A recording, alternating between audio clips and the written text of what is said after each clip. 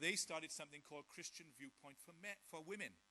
And what they did was 4 times a year, they rented a big hotel, and they invited women to come to this hotel to neutral territory, and they just have somebody to give a talk which was related to some of the things that women were grappling with. And I remember one particular night where this friend who was professor of oncology and another medic came, and they just answered questions on life and death issues.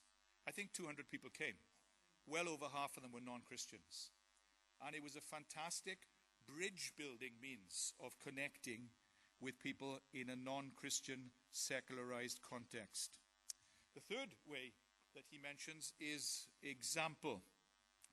Now, Adolf Harnack was a great German church historian, and he said that the 2 ways in which the early church grew between the end of the New Testament and Constantine in the 300s were that they out-argued the non-Christians by means of apologetics, reasoned defense, and they outlived the non-Christians in terms of their distinctive lifestyle. And I'm going to show you someone who impressed me in this context. Sorry, let's go forward. There he is, Professor Peter Gray. Now, I mentioned that some years ago our little daughter died, and when she was born, this gentleman was the professor of child health in the University Hospital where we were living in Cardiff in South Wales. At that time, he was probably one of the top 3 pediatricians in the UK. He was an elder in our church, and he was a wonderful Christian. He cared for our daughter all during her short life. And because of her condition when she was in the hospital, I had to go and see him in his office one day. And I went into his office, and there was just a desk there, and around the walls were 8 photographs that were 2 meters by 1 meter in size each. And they were all children who had Down's syndrome. So I said to him, why do you have these photographs, these 8 photographs of children with Down syndrome? He said, Lindsay, look at them. In every case, the parents came to me when the wife was pregnant, having had tests to say, we think we're going to have a Down syndrome child. And they asked me for my advice. And I discouraged all of them from having an abortion. So he said, these are the 8 children that were born to those families. And he said, let me tell you, every parent returned to me subsequently and said, thank you so much for encouraging us to have that child, because he or she has brought so much joy and contentment and happiness to our family. So by his example, he wasn't able to speak openly of the gospel, but people were intrigued by his Christian testimony. In the same city, there was the man who was leading the cancer research unit, whose wife worked with my wife, I mentioned earlier. He's now a professor in Oxford, researching in the field of cancer. He had a team working with him in the cancer hospital, and the wife of a lady who was teaching with my wife, whose husband had cancer, was treated by this team in the university, in the cancer research and care unit. And after he died, she came to my wife, even in the midst of her grief, possibly not a Christian herself, and said to her, what is so special about that man and his team? She realized that he and many of his team were believers. She said, what church does he go to?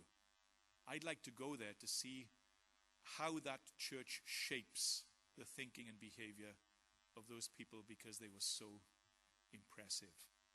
So the example in the medical unit had led to people being attracted to the gospel of Jesus Christ. Let me move back to another photograph you saw there. This is another man, Armando Procel, from Guinea-Bissau in West Africa, Portuguese-speaking country. Became a Christian in Portugal, and then returned to his home country. He was a lawyer. That's him when he was a student. This is him in his 50s. today. When he returned to his country, he became the assistant to the chief legal officer in the country. At that time, the country was run by a dictator. And the church was beginning to grow, and people around the dictator said, we should bring in a new law to restrict the freedom of worship of these Christians. So he said, good idea, let's ask the lawyers to draw up the law. So he asked the chief legal officer to draw up the law, who delegated it to Armando, who was 27 at the time. The president at the time was known as a very nasty man who sometimes killed off opponents. So Armando took his life in his hands when he went to see the president and said, sir, as a 27-year-old, I've been asked to draw up this law to restrict the freedom of worship of Christians, but I cannot do it because I am one myself. You must do with me as you wish. And astonishingly, the president said to him, okay, I'll scrap the law. And I want you to continue to serve in your current position. Later on, 10 years later, he asked Armando to become prime minister of the country. Turned it down. I said to him, why did you turn down the invitation to be prime minister? He said, I didn't want to be in the president's pocket. So the president was so desperate, he said, you can have any other position in the government you want. Take what you like. He said, okay, give me complete control of all communications, television, radio, and all newspapers. So that's the job he has today. Subsequently, even though God delivered him in that situation, he was in a car accident, his wife and only child were killed, the president flew him to Paris, where he was treated, and he's returned to that current position today in the country. So here, example is noted in Armando's testimony. Fourthly, argument. It's my conviction that we have given in to the pressure, especially in the Western world, of those people who have said, you can worship in your churches on Sunday, but you have nothing to say in the rest of the week. Please keep your hands and your mouths out of engagement with the rest of society. And I think one of the challenges that we are faced with today is the challenge to be more direct, perhaps, in engaging on television, radio, in the universities, high schools, hospitals, in any way we can, to demonstrate the superiority of the truth claims of the gospel and biblical ethics. People like Peter Saunders, who are here, are on the radio, sometimes on the television, frequently in the United Kingdom, speaking out against the ethical drift against biblical norms in our culture. It may be that many of us could be challenged to do the same in our countries. Then, fifthly, because time is moving on, action. Yesterday I mentioned the illustration of Fred Catherwood. And this is his photograph. He actually has dementia these days and is in a care home. Let me just tell you quickly one story about him. In the 1990s, he was the vice president of the European Community, one of probably not more than 8 evangelical Christians in the European Parliament in Brussels. At that time, he was given responsibility for connecting the European Union with Russia. And in the early 1990s, when Russia opened up, under the influence of the Eastern Orthodox Church, the Parliament and President Yeltsin were encouraged to restrict the freedom of worship of all other Christians, Baptists and Pentecostals especially. So they drew up a law which the Duma in Russia passed, and then it came to the president to be signed into the statute book. At that time, Fred Catherwood flew into the country to meet President Yeltsin. Only one of very few Christians in the European Union. He went to see the president. He said, "Sir, I respect your authority as the president of the country, but if you sign this law into the statute book and restrict the freedom of worship of Christians, I think it will be a mistake for 2 reasons. These people are faithful Russians in society. They love their country. And secondly, you'll irreparably damage relationships with the European Union. I suggest that you scrap the law." Yeltsin scrapped the law twice. And that's why evangelical Christians have more freedom in Russia today, perhaps than at any time for centuries. When I was there not too long ago, some of the leaders told me, we've never had such freedom. But it was the impact of the action of one person in that environment. So you can see what I'm trying to demonstrate is the impact of individuals, even though they are small in number, shining in the dark places and being salty in society. Then finally, in this connection, as we look back at the 6 emphases, suffering. It's interesting that La Tourette mentioned this, because it's often in our suffering that our testimony is most powerful. You may have seen this already in the lives of some Christians experiencing some suffering. In the early 1990s, there was a great American preacher. I am going to go over by a few minutes, so please don't worry. I started a bit later, and these last points are really important. I hope you don't mind.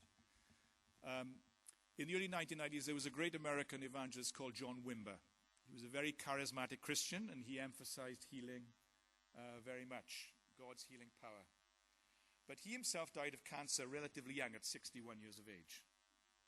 And I saw the last interview with him. I read it just a few weeks ago, again, to be clear.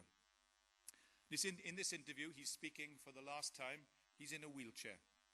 And he said, I believe God does heal, perhaps not as often as I thought was sometimes the case.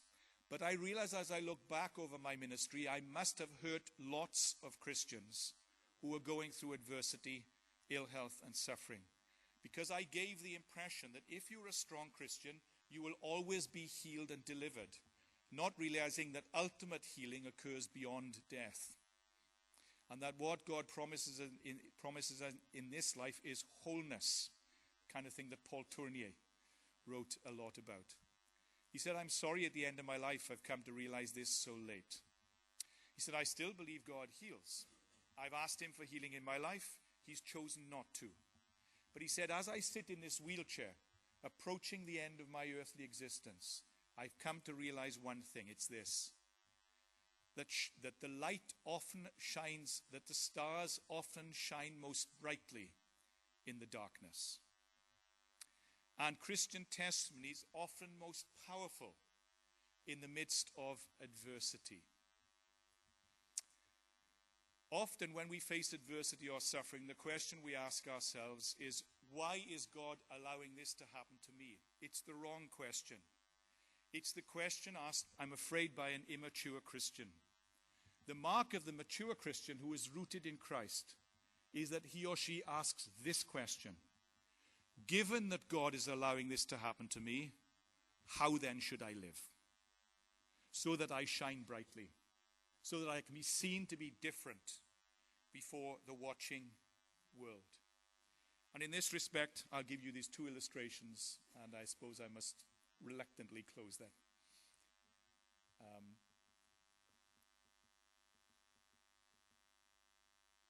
Antoine Rutiyisire is a great Christian leader in Rwanda. In the 1990s, probably the worst massacres in the world in the last century occurred in Rwanda. Figures are unclear, but probably between 800,000 and 1 million people were killed in 100 days. All the leaders of the student ministry were killed. He was the only one who survived. And I wrote to him and offered to bring him out of the country for a sabbatical year's break. And I'll never forget the words that he wrote to me. He himself had seen his father in ethnic violence killed in front of him when he was 6 years of age. On this occasion, in 1994, all the leaders and the board of the student ministry in Rwanda were also killed. And I said, Antoine, bring your pregnant wife out with you, and we will look after you for a year's sabbatical. He wrote back to me, I still have the letter. I never forget the words.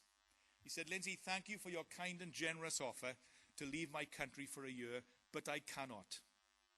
He said, as soon as the way is open, he was in a refugee camp on the Ugandan border, or the Kenyan border. As soon as the way is open, I'm going to return to the capital, Kigali.